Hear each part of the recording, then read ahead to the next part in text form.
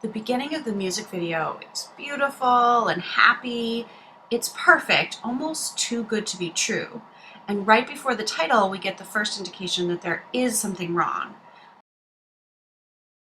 We continue to get other hints until it's finally confirmed when they realize they don't have shadows.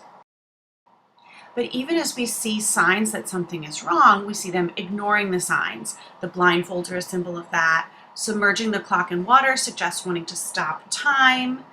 Speaking of clocks, they are one of the repeated images throughout the video, as well as things in water, images of the sun, and of course an interplay between light and dark. Most of the video has a very sunny feel to it, but as it goes on, we start to see shadows. At this point, everything is changing and coming apart. Through their reflections, they're starting to be able to see the darker reality. And this is really clear in the bridge where June faces his other self, the reflection breaks, and after this, the sun is gone and we see them removing their blindfolds. Then Vernon appears, holding a light, which we will come back to. And notice he looks directly at the camera, and then everything literally falls apart. We get this image in Wanu's eye of the sun being destroyed, and they descend into this dark reality that they've been glimpsing, this broken, chaotic version of where they were before. I think it's really interesting to note that the clothes that they're wearing at the end of the music video are the same that all of them are wearing in their individual trailers. So there's a clear connection between the end of Darling and the fears and doubts they each explore in their trailers. I could probably make a video about each trailer individually, but for the sake of time, I'm going to focus on important themes and repeated images among the trailers. All of the trailers show the members isolated or lacking control in some way. Some of them are literally trapped in a situation they can't escape. Others are more emotionally isolated or trapped in their own feelings. Still others are missing something that should be there, confused about something they lost. And we also see a repeat of some of the images that we saw in the Darling music video. For instance, clocks. We again see different interactions between light and darkness, whether that's sunlight and shadow, different types of lighting, light overcoming the darkness.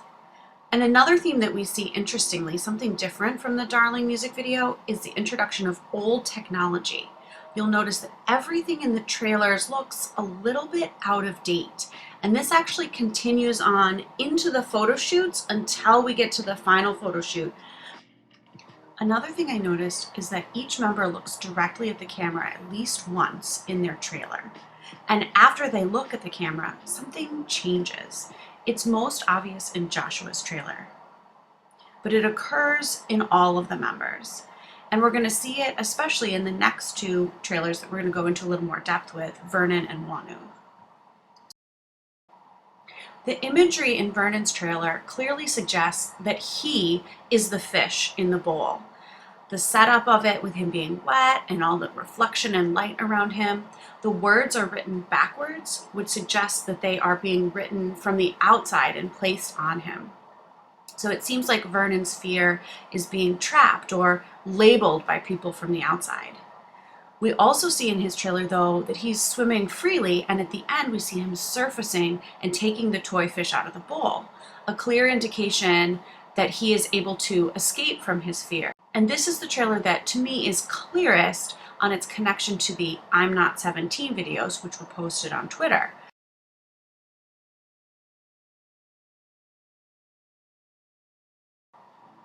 In Wanu's trailer, we see him driving as the sun sets, until he's forced to stop because he gets to the end of the road. We also see a sign that indicates that the sun is going down or disappearing. And then we get this long moment of eye contact before Wanu turns and walks on. So again, we have the eye contact and then a change. And notice that Wanu is going off-road here. He's found a path that's different from what he was doing before. So this is part of why Carrots are considering Vernon and Wanu to be the main characters of this comeback.